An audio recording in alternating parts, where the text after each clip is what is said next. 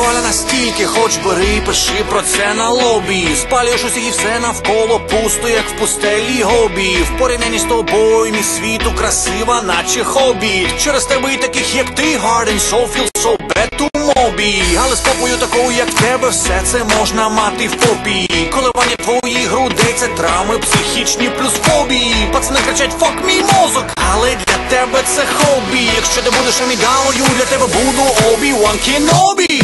Сексуальна, небезпечна, непокірна та беззаперечна. Спокушаю, наступаєш, це найкраща ніч, ти добре знаєш.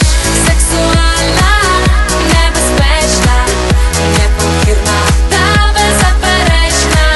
Спокушаю, наступаєш, це найкраща ніч, ти добре знаєш.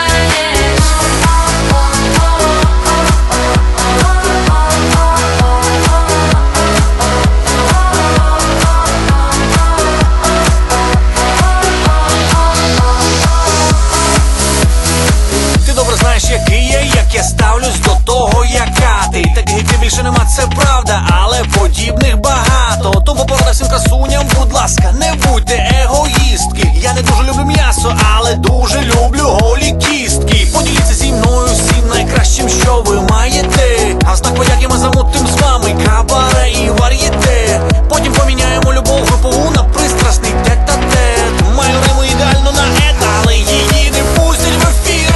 Сексуальна, небезпечна, непокірна та беззаперечна. Спокушаю, наступаєш, це найкраща ніч, ти добре знаєш. Сексуальна, небезпечна, непокірна та беззаперечна. Спокушаю, наступаєш, це найкраща ніч, ти добре знаєш.